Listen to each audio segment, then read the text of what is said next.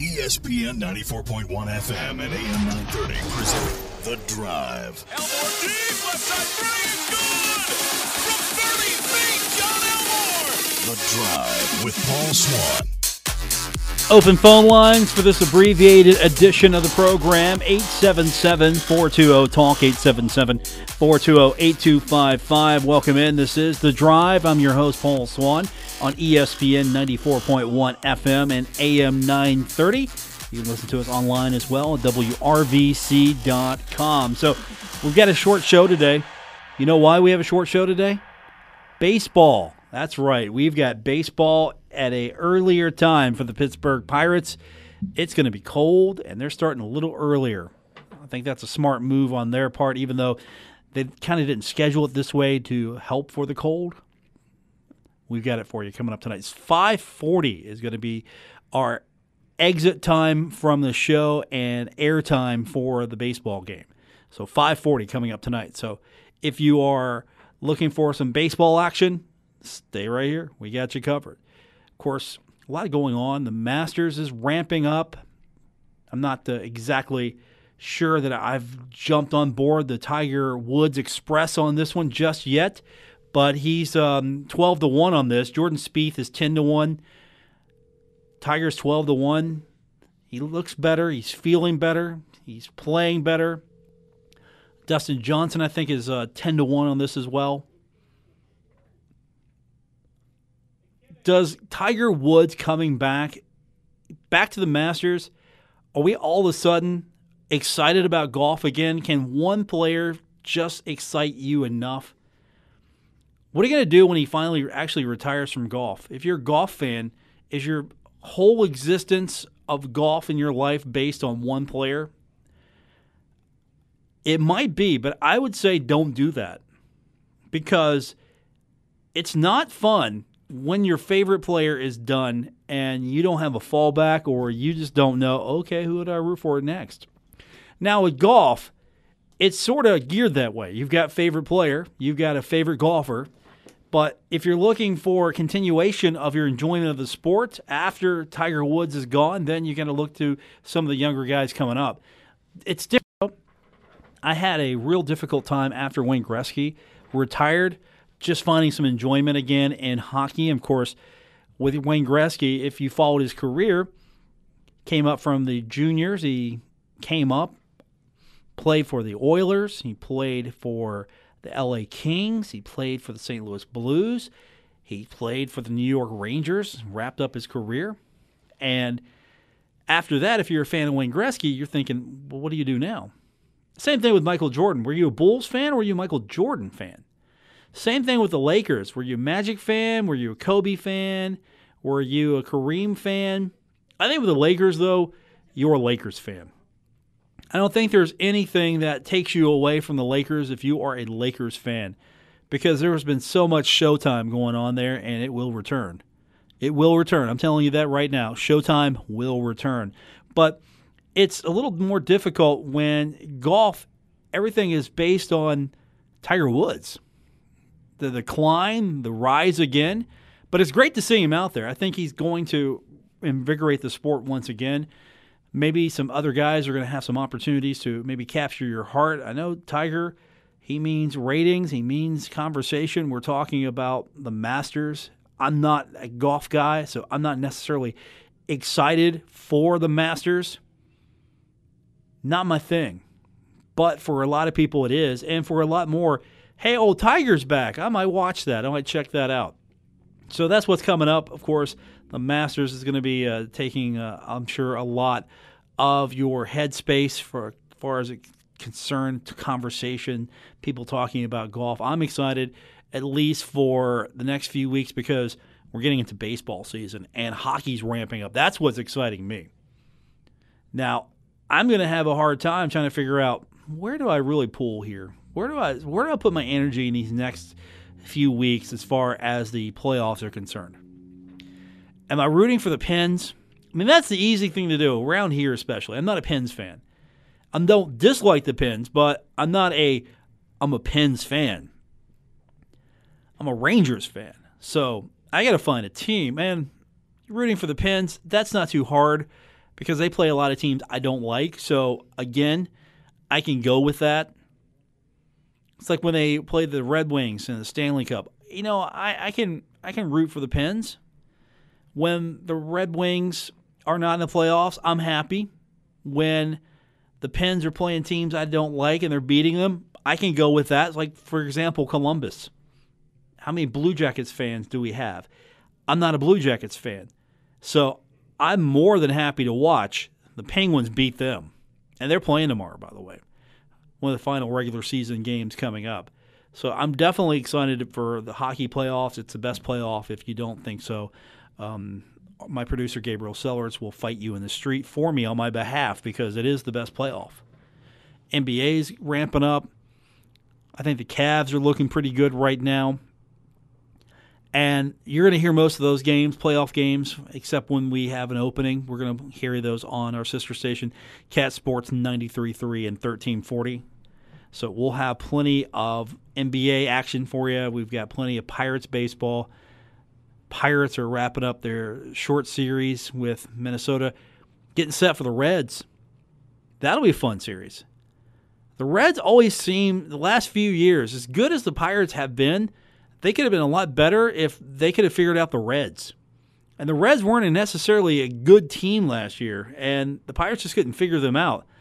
Now, I won't be surprised if something freaky happens and the Reds take that series. Because, again, whatever it is, something in Cincinnati, they've got a lockbox or something that has Pittsburgh kryptonite, and they just open that up when they take on the Pirates. Whatever the case may be, we'll have that for you all season long, including the series coming up this weekend right here on ESPN 94.1 FM and AM 930. And don't forget, we've got most afternoon baseball games as well. Now, Thundering Herd, we've got a few Pirates games moving over to Cat Sports because we're going to have some more Thundering Herd baseball. We've got that Virginia Tech game coming up soon. We're also going to have their Conference USA matchup from Charleston. We're going to have the West Virginia games. Those are coming up soon as well. So we'll have both of those, the one from Charleston and the one from Morgantown. So we've got you covered. A lot of baseball action to get into. Now, as I said, we've got an abbreviated show because we got Pirates baseball. So we're just going to take your phone calls today, hang out, talk about a few things. We're going to take our first time out. We come back. We will continue on.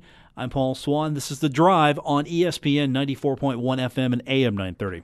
You're listening to The Drive with Paul Swann on ESPN 94.1 FM and AM 930.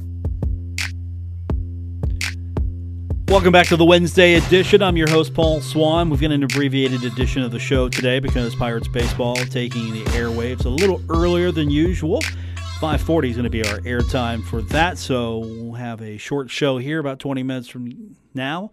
You've got baseball to look forward to. So I've been kind of watching a little bit with some interest how ESPN Plus is going to fly. If you're not up to date on ESPN Plus, ESPN is, of course, launching their new over-the-top programming, their platform. They're calling it ESPN Plus. And they're starting to load up with a lot of packages, a lot of conferences, mid-majors, giving them an opportunity to be a part of this. And they're going to agree to a 10-year Ivy League rights deal. They're going to air most of the events on their new ESPN Plus platform, which I thought that was a smart deal when they announced that. They announced it today. 10 years.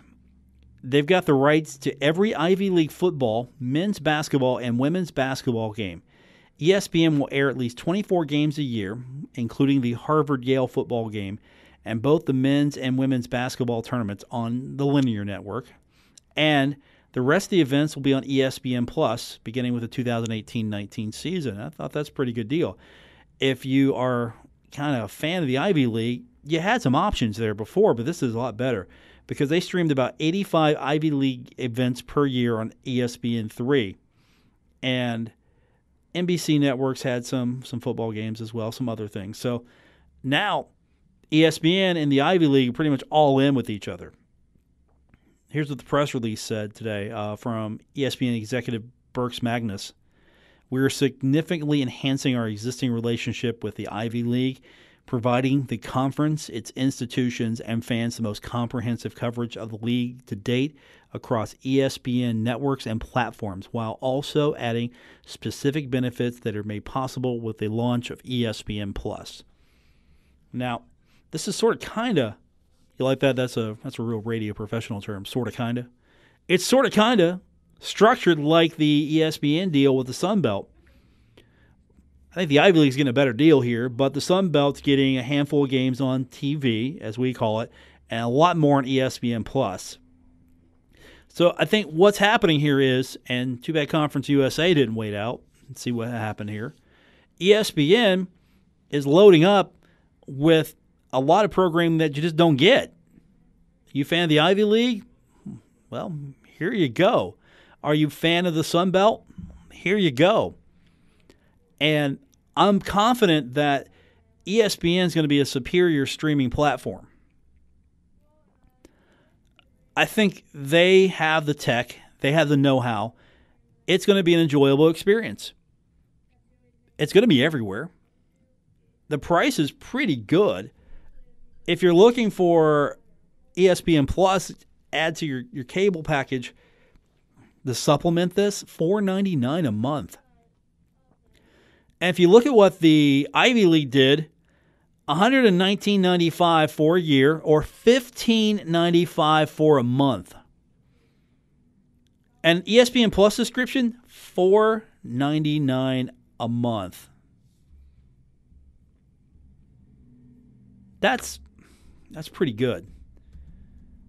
But would you pay $4.99 a month to watch Marshall on ESPN Plus if the majority of the games were there? Is that where you would go? I would say yes. I think that's where you're probably going to go. Now, if you're going to give your rights to a media company for your digital, that's where I'm going. I mean, that's where I'm definitely going for my over-the-top offerings. Because you're going to get a lot more promotion. You're going to get a lot more publicity. And let's be honest, it's a better deal right now for Ivy League fans. Say you're a Conference USA fan and you want to watch Conference USA football, Conference USA basketball. You want to watch all this. Okay.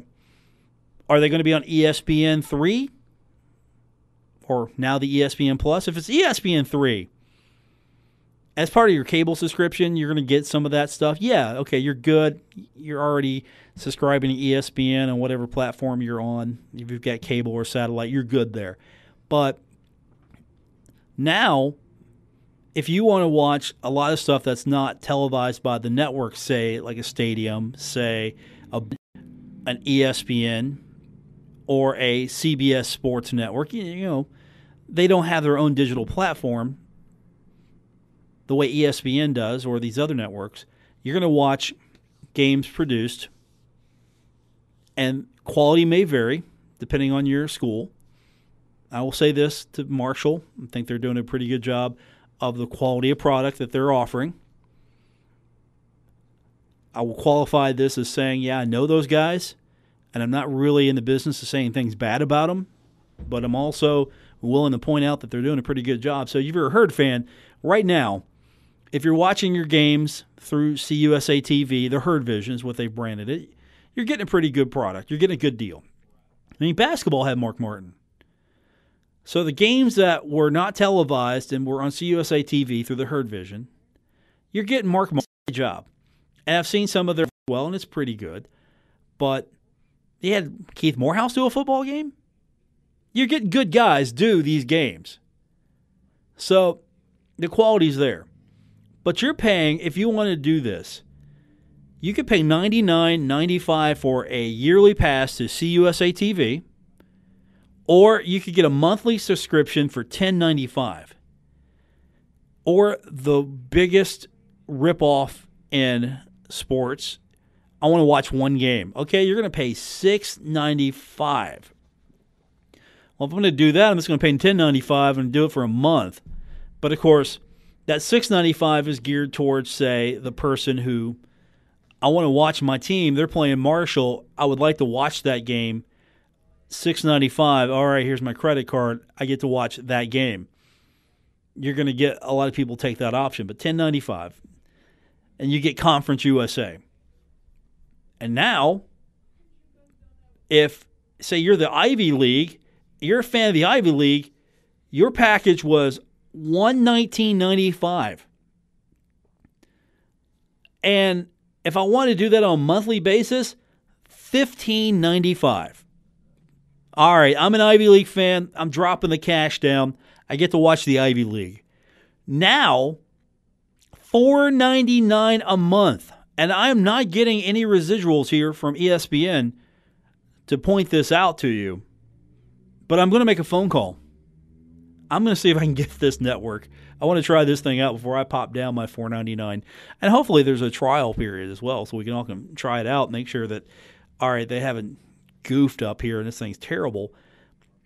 But I'm telling you, this is going to be a good thing in many ways because they're putting content on that they normally don't have on the linear network, on this network, ESPN Plus, and you get an option now. You get a choice.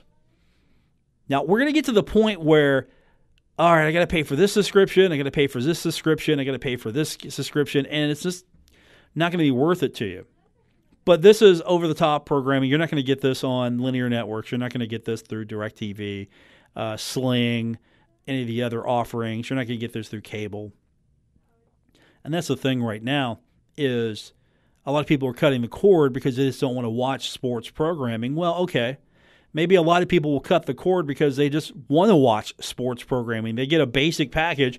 They've got sports attached to it, and then they throw the $4.99 a month added to that. There you go. Because right now there are already subscription models that are out there that's including ESPN, so you can get your basic ESPN. And now, hey, I get to watch the Ivy League. If you're a fan of the Ivy League, a little different than what CUSA is throwing up there. But again, apples and oranges. It's a good deal for ESPN Plus to be making these deals. I think it's smart business on their part because, well, why should I get this? Well, here's the reason why. And it's, look at this new content that you can't get anywhere else. And you know somebody from the Ivy League is going to do this. If you're a fan, you're going to do this. If not, well, you're just not going to get to watch the Ivy League.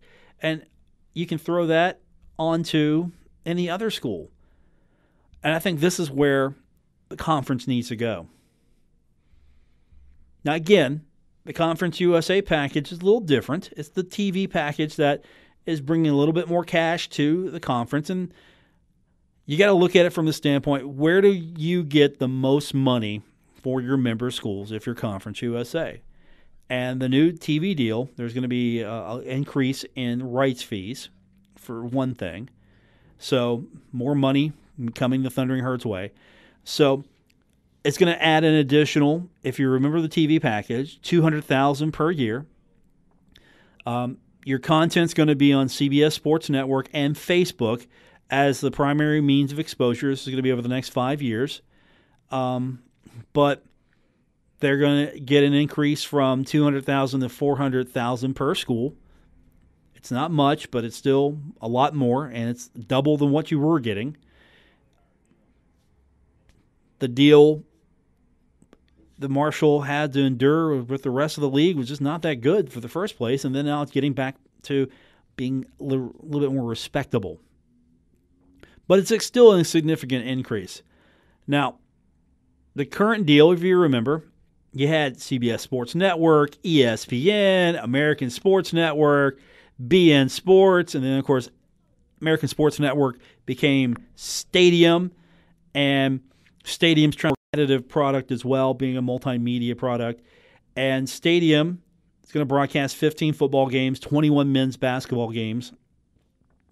That'll include the Conference USA Tournament quarterfinals in that package. 7 of the football and 10 of the basketball games will be on Facebook. And Stadium's going to produce Conference USA games for its website and app. They're talking to ESPN, according to the league, if you remember the report, so maybe we'll hear something soon. They've still got BN. BN is a player in this right now. As we heard with the schedule change, the Middle Tennessee game with Marshall is going to be moved to a Friday because of television.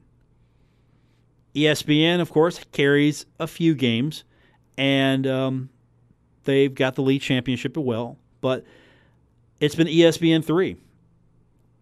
And you know how that works. Is the schools handle the production costs for those games. They get a small rights fee. So they're producing the games. Costs are being incurred.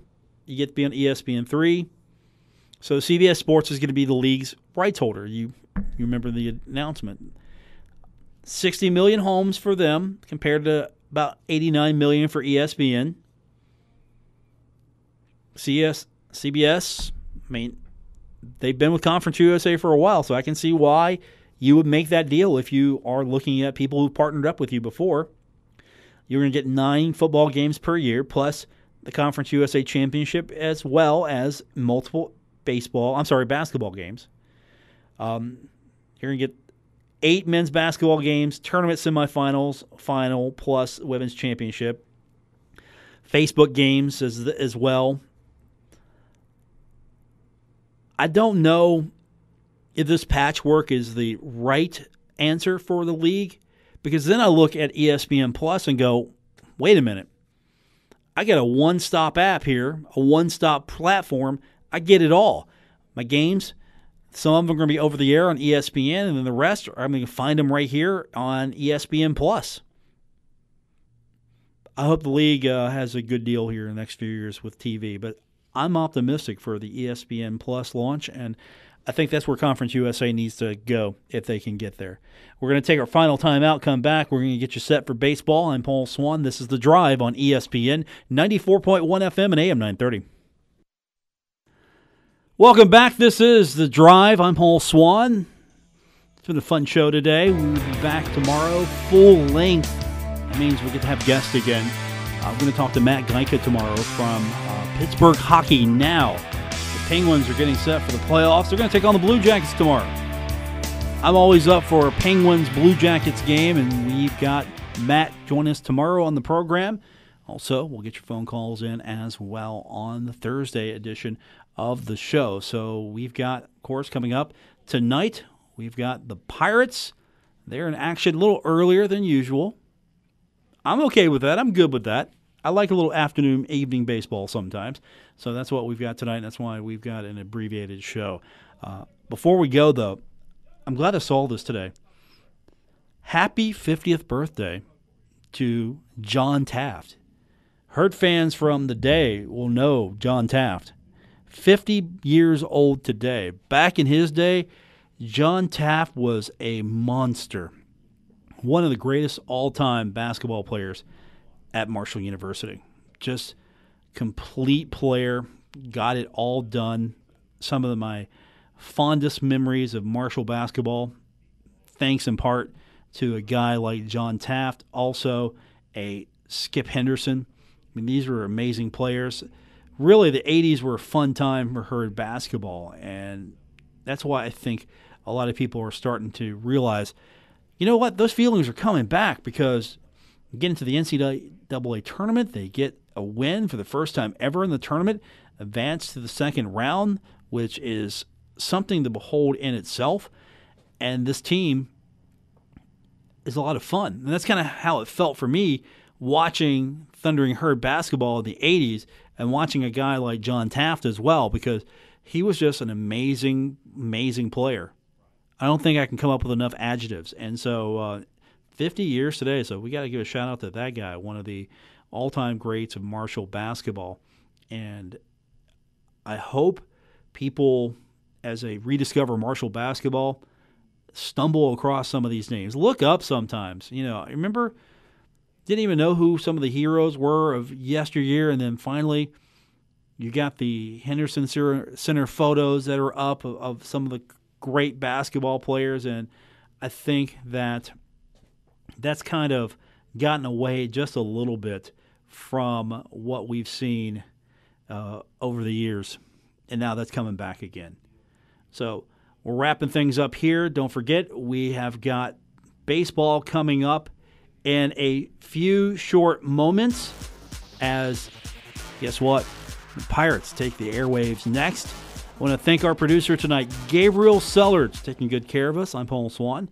This has been The Drive on ESPN 94.1 FM and AM. Back tomorrow. As I said, we got the full show. Back to having some guests, and we'll take your phone calls as well. Enjoy baseball, everyone. Until tomorrow, good night, everyone.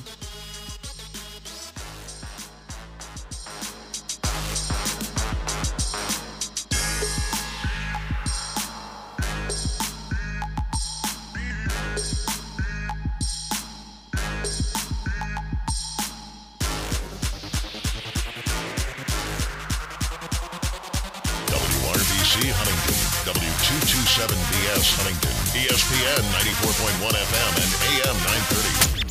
Huntington Sports Station.